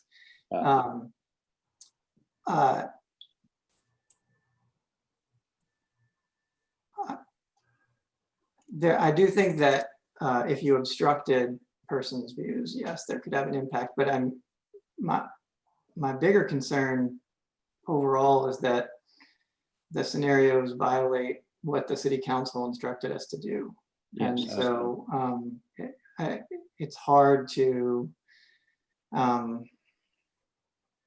Ryan, this is Amber. I was just going to add to that too, that I had Ashley track down the city council language, and they have directed us to focus on applications of the fiscal scenario modeling on a lot by lot basis, considering impacts of heights and lot lines, and applying the existing height constraints modeled in fiscal scenario A as to commercial lots next to residential lots on the north side of Beach Caves Road. So I think even to look at, other options right now, we're just, I appreciate, Sean, maybe you're trying to go back and try to explain, where you were coming from, but I think we have our bumpers that council put to this project. And so, I don't know if it's really productive to explore the other scenarios. Hey, Can Amber, you clarify something? Yeah. I'm sorry, go ahead. No, I was going to say, Amber, can you send me that language?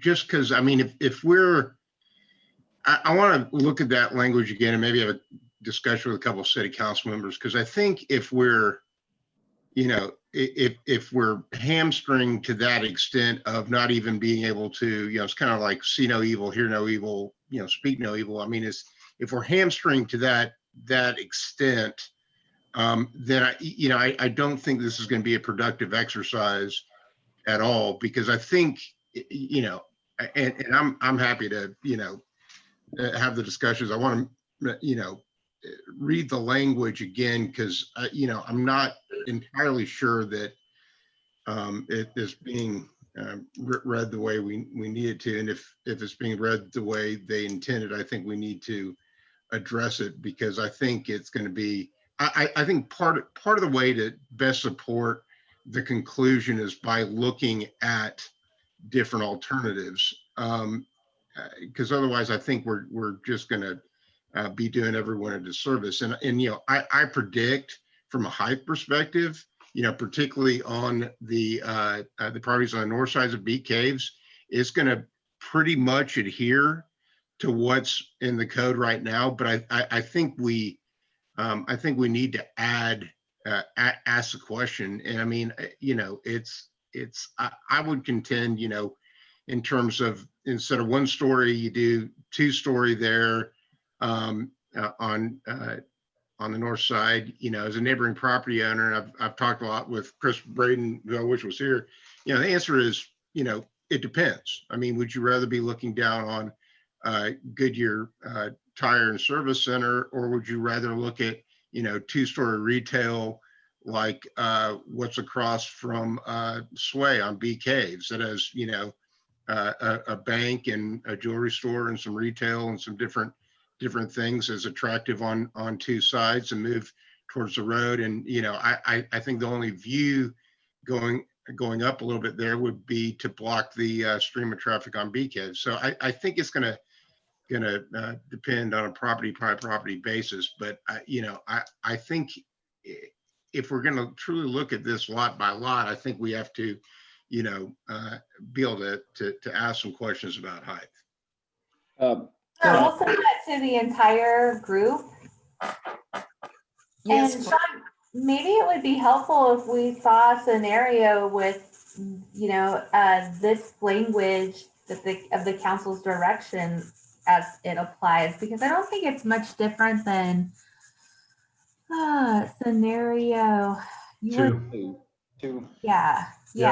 I agree. I don't think it's much different than scenario 2. And I think, I'm really not trying to stir a pot or disagree with the council or anything like that, but I'm here to provide you factual information, and you all guide me in the direction of how the plan that you want for yourselves and your community is going to be.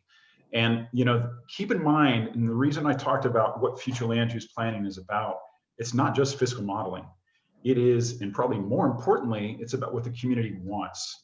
And what we heard a lot in the survey, and I can't wait to hear, comments at the town hall and future ones, is people would love to be able to walk up to a restaurant right there on the north side.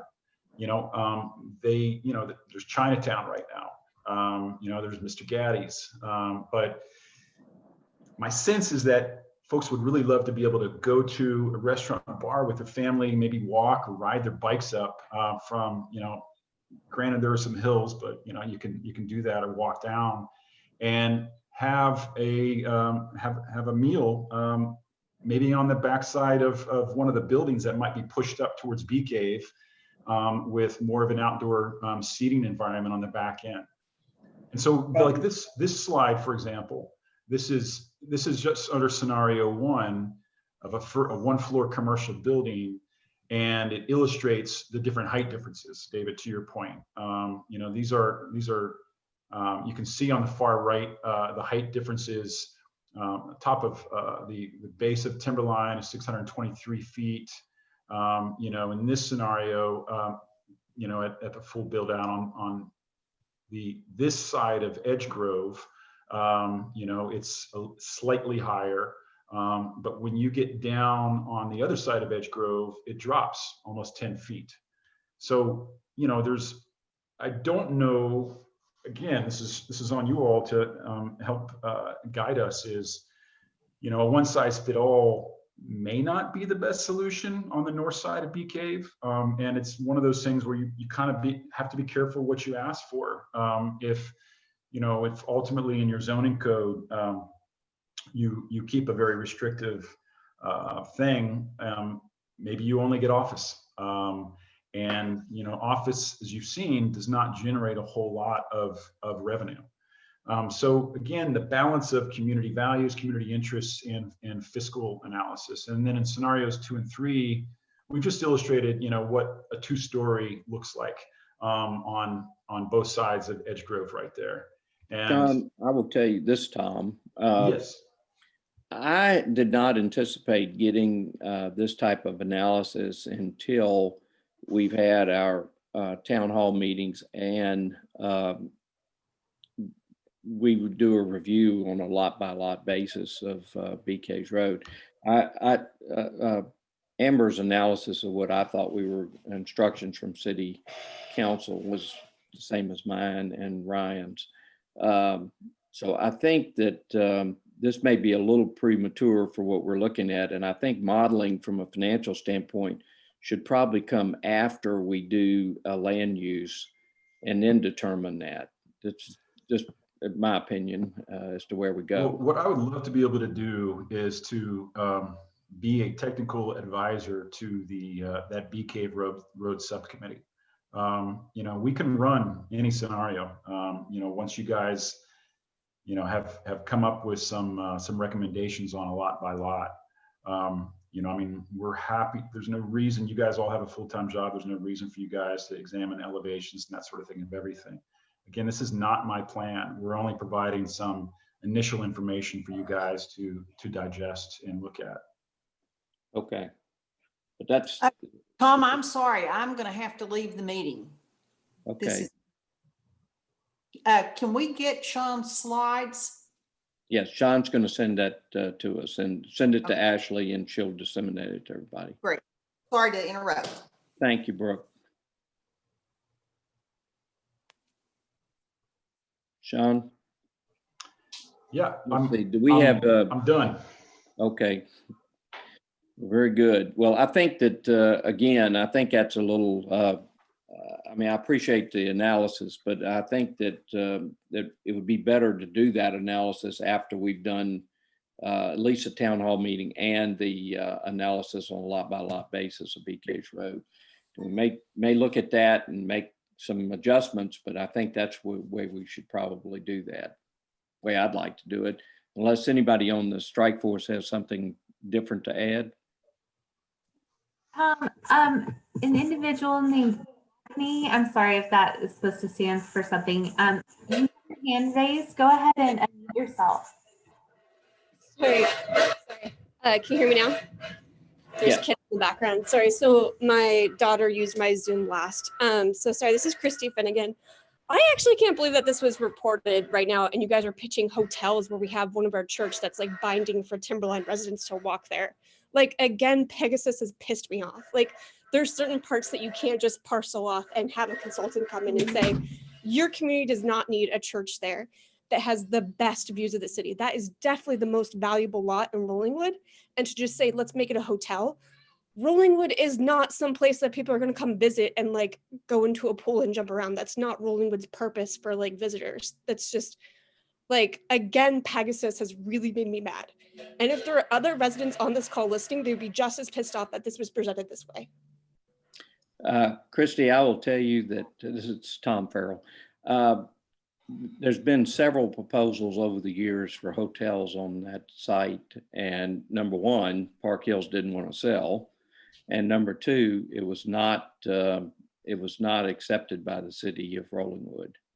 So, but why would, I'm sorry, just another thing. Why would Pegasus, sorry, you guys, why would you report this? Not like trying to get through strike force first. Hey, do you guys like this idea? Get feeling out.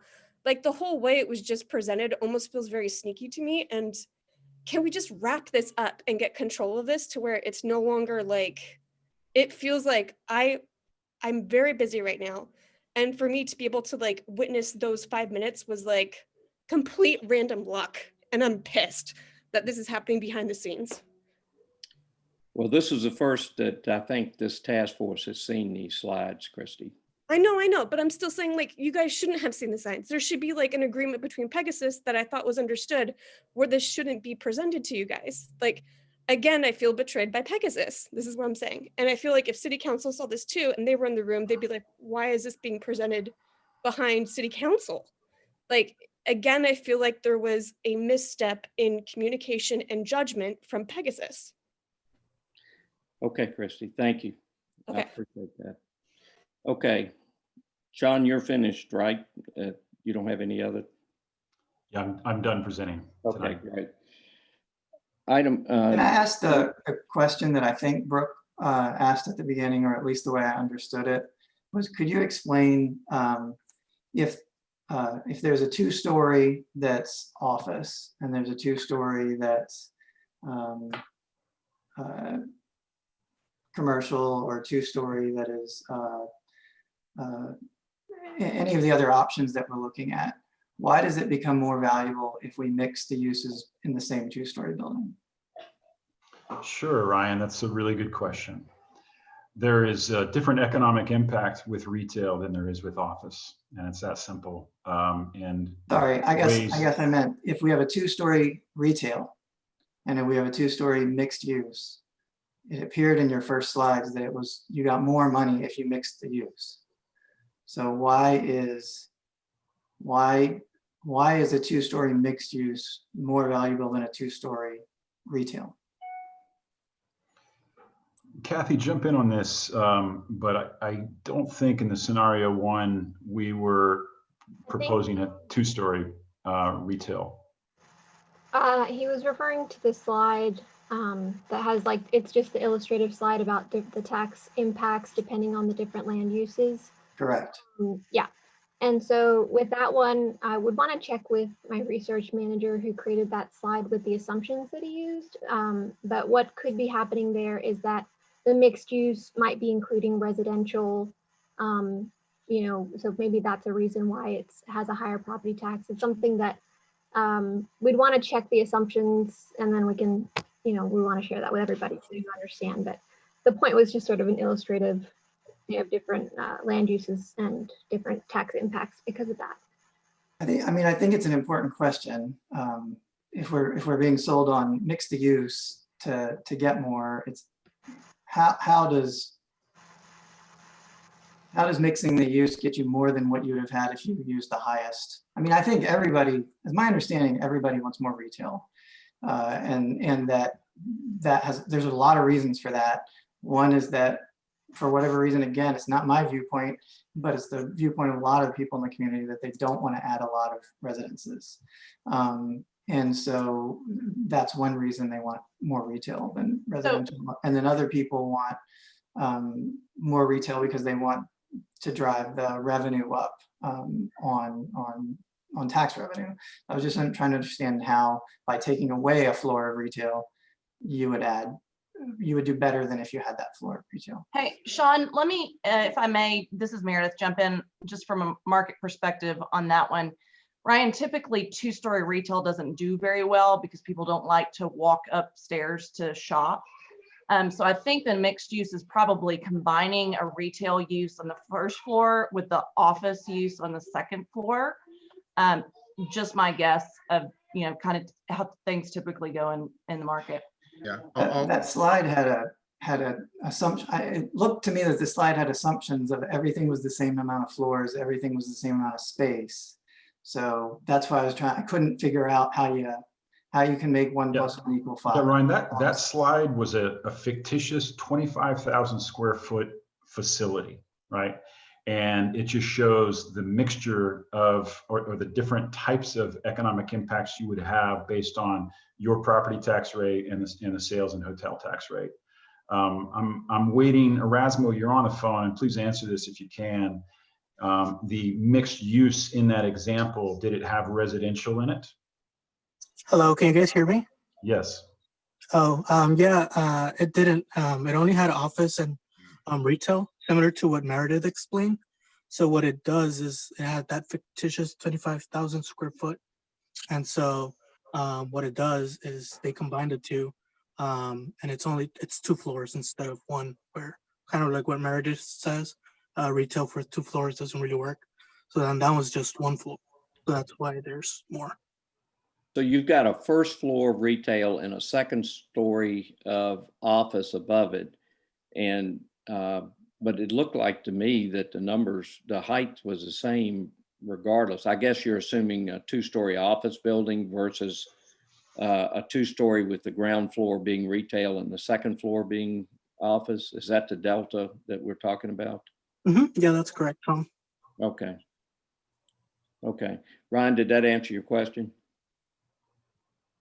I think so. I think we just need to be more careful about how we present it because. Yeah, and Ryan, I'm with you. I wasn't necessarily following those numbers exactly. I'd like to kind of get a little bit better handle on that. I did want to add one observation. I know was Miss Finnegan who made the public comment.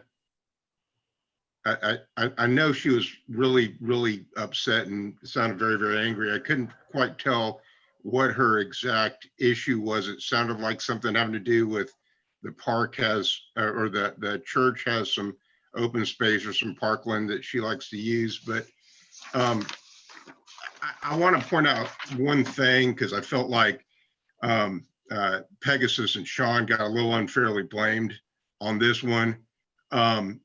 Because this is a financial report for the ordinance component of the land use plan from 1998, done by Land Strategies Incorporated. This is a report from 99 for the commercial corridor study, and both of them, in terms of recommendations for future land use, show right there hotel, and that's 98 and 99. So those recommendations are 2 decades old. And, all we're talking about is recommendations. The city, this task force we're not developers. The city is not developers. What we're talking, and you know what? The church owns the property. No one's forcing the church to sell the property. But we're talking about doing is looking into the future and basically optimizing what could be built there in the future in order to increase tax revenues. And if Park Hills Church wants to stay there forever, they have every legal right in the world to do it. But I guess, I understand. I mean, I heard the anger in her voice, but I don't think anyone's being any sneaky when there's recommendations that are 20 years old to take a look at this as hotel. And I think we're doing ourselves a disservice as a community not to at least ask the question, because I think sometimes you get the best support for where you end up by exactly what you take a look at and dismiss and explain why you dismiss it. I think, that for me is on the height issue. I'm not afraid to look at height because I think I know where we're going to end up, but I at least want to be able to say to people, yeah, we looked at, the height issues on the commercial, and it's going to harm too many people, and it doesn't make sense to go higher. We looked at it, we considered it, we dismissed it. And I think that's good due diligence. And I will stop my filibuster. Thank you, David. I will tell you, that the Park Hills Baptist Church has been a hot topic in Rollingwood for a long time on that. And I think it's at least 3 proposals that's come to the city where people, without permission, without putting it under contract, had proposed a hotel there before they could do that. And Park Hills had turned down most of them, or all of them, as far as I know. But the city did not move on that. But I appreciate you bringing it up. I'd forgot all about that being on the corner of the 98 study. Yeah, it's been in these studies for a long time. It's been a recommendation for a long time. I know that they've had offers from hotel groups, and I guess what I wanted to say is this wasn't something that was designed or promoted or advanced by Pegasus, other than going back and basically looking at some of the recommendations. I mean, correct me if I'm wrong, Sean, but other than looking at some of the recommendations that we've had floating around here for 20 years, and I'm 90, without looking back at it, I'm 90% sure that the retail coach study suggested hotel on that corner too. That's correct. It'd be better than a Home Depot.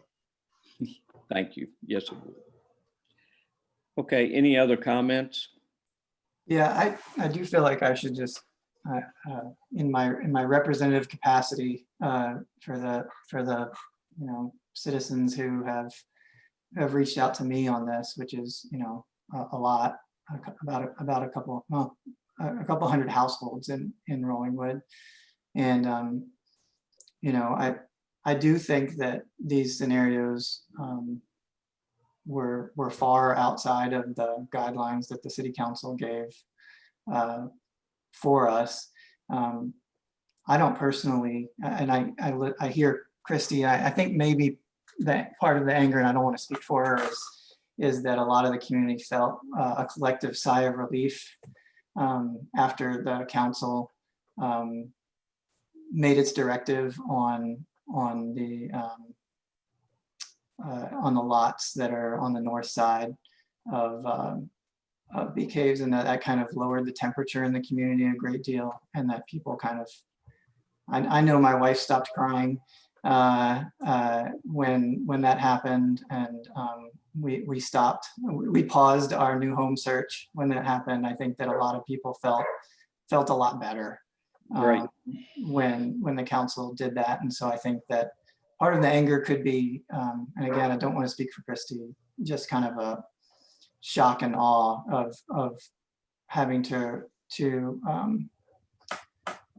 retread territory that we thought we were past.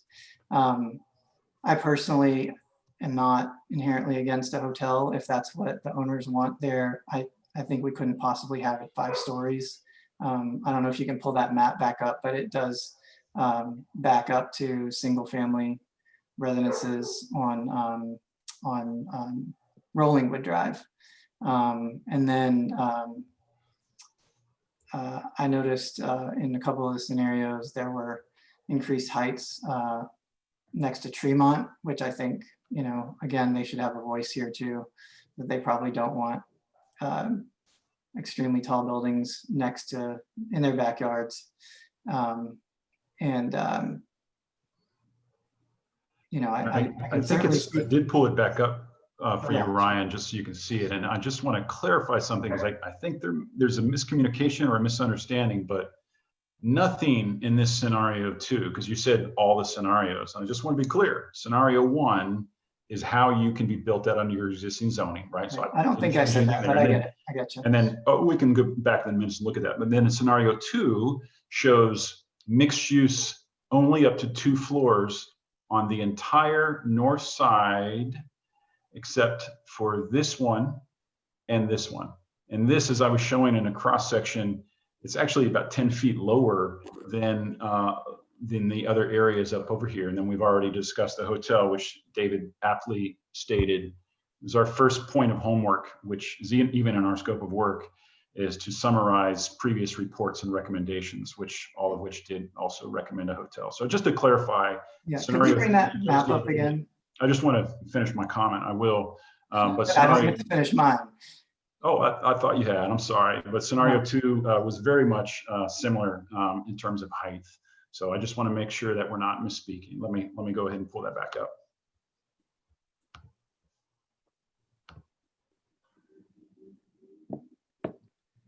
Yeah, so I think my guess would be that, you know, some of the anger was to the increase in heights. For example, by the hotel being four floors there. I have friends that live along Timberline, and they've told me they can see the church from their windows. I don't know how big of an obstruction would be. I think my guess is that even the folks who live back there would probably not have huge reservations for a boutique hotel if that were something that were proposed, because I think it would be similar in scale to what's there, and it could drive a lot of revenue and help people out in taxes. So I don't think that the community, as I understand it, will have this horrible reaction to any one particular project or one particular use. I think that people want the scale to be consistent with what the reasons they moved here, the views that they got when they bought their homes. So I hope that we can have that as us as a task force, that we can begin to have a conversation about how we can develop within the guardrails of increasing revenue, increasing growth for the community in a positive way, but at the same time that is not going to burden someone that's very, very close to it. Yeah. And Ryan, I agree 100% with you. And I think that's one of the things I'm looking forward to kind of on the BK's working group drilling down into, is because I agree with you 100%. Like looking at that, and when we drill down into like that church property, and I want to reiterate that we can't make the church move, nor should we. But when looking at it, we may drill down into it. We may say, well, this is the perfect area for a little kind of boutique store center retail. I don't know. But I agree with you in terms of the nature and character of Rollingwood. I think a nice kind of really kind of stylish boutique hotel could potentially look really nice there and be protective of the neighborhood. I think the thing we need to guard against is anything that would allow for a huge Sheraton, Holiday Inn, whatever, that's kind of a monstrosity. So I think when drilling down into it and looking on a lot by lot basis, I think we need to be really sensitive to those types of issues. Thank you, David. Okay. Item number 10, other business. Ashley, I believe you have some dates that we discussed about for 2021. could you give everybody those dates and send, you may have sent them to us, I don't know. I did, and they were in the packet in a couple items. It was that flyer, and that was kind of a draft of what was hoping to go in the water bill, just to give people an idea of the upcoming meetings and town halls. So we were just hoping to get y'all's thoughts on those meetings. We kept the strike force meetings around Monday, and then tried to, schedule those around holidays and Christmas. But if you'll have any feedback on those dates, we are happy to take it. Does anybody have any comments on these proposed dates? I just wanted to say thank you. I'd gotten some feedback from residents who were hoping to see a kind of a calendar so they could put it on their calendars. And so thank you for putting that together. I would anticipate that we will, after this first town hall meeting, I'd like to schedule another town hall meeting in January. And I don't have a date on that yet, but I wanted to get the feedback that we got on the first one before I did that. So we will be, and it will not be a specific date, but we'll follow up with information to our citizens on when that date will be. We have a nice big gap between the middle of December to early January. I know Yes. there's holidays, but there's a big gap. Yeah. Well, it's plenty of, that'll give our subcommittees time to do their work. Thank you, Phil. Any comments on this? Could we accept this as a schedule? And I'll do it the same way. Do we have anybody that doesn't want this? And I'll see hands, and I do not see any hands. So we will adopt that as our next schedule. And then the item 11 is a discussion and possible action to schedule our next meeting for December the 7th. So everybody can make that. That's been on our schedule. So anybody that would need to change that? Not seeing any hands. So we will see y'all on the 7th. And is there any other citizens that would like to address the task force? Do we have any hands up on that? No. I don't see any. I'm glad Phil told me how to do that. That's great. Thank you, Phil. So do we have a motion to adjourn? I'll make the motion, Ms. Meredith. Thank you, Meredith. And do we have a second? Second. And I don't see any hands up in negative, so we are adjourned. Thank everybody. Thank you.